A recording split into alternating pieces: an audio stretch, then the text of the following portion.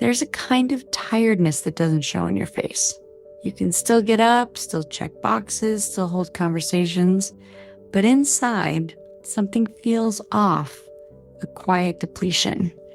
It's not that you're physically exhausted, it's that you've been poured into too many places without being filled back up.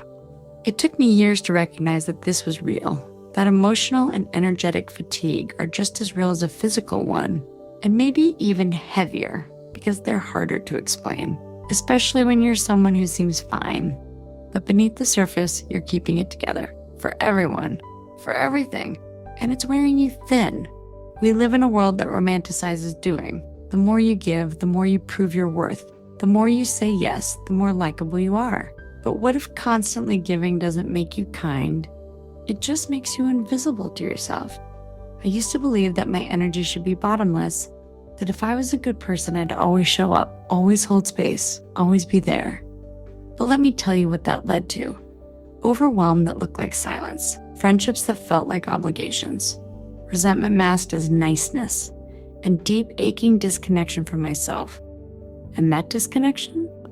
That was the cost of being available to everyone but me. The moment I started treating my energy like a currency, something valuable, limited, and worth managing, everything began to shift. I started asking new questions. Am I saying yes because I want to or because I feel guilty? Will this give me life or drain me? If I keep doing this, who am I becoming? And those questions, they saved me. Because every time I chose rest instead of guilt, I reclaimed a piece of myself. Every time I stepped away from the noise, I could finally hear my own voice again. Every time I said not right now instead of sure, I was practicing integrity, not selfishness. Here's something I wish someone had told me years ago. Boundaries are not about keeping people out. They're about letting yourself in. You don't set boundaries because you're harsh.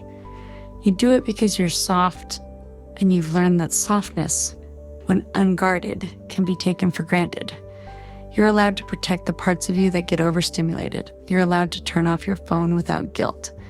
You're allowed to leave a conversation that feels heavy when your heart already is. And yes, you might lose some people when you stop overgiving, but you'll find peace in the ones who stay, the ones who understand that your energy is a gift, not a guarantee. We've been taught that strength is pushing through, but I'm learning real strength is knowing when to pause. Real strength is choosing to recover before you collapse. Real strength is whispering, I can't do this today, and honoring it anyway. Your energy doesn't need to be explained. You are not a machine. You were not made to be constantly accessible. You were made to breathe, to pause, to feel, to reset, to be. And in a world that glorifies hustle and urgency, your rest becomes your quiet revolution.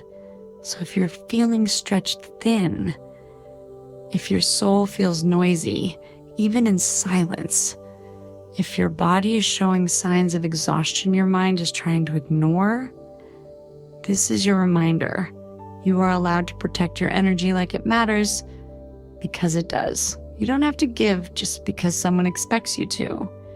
You don't have to explain your absence to feel worthy of presence. You can leave a room. You cannot answer. You can go home early. You can be unavailable and still be kind, still be loving, still be you. Thanks for sharing this moment with me. This space will always be here for you, especially when the world asks more than you have to give. If this spoke to something in you, pass it along to someone who also carries a quiet weight. Until next time, be gentle with your energy.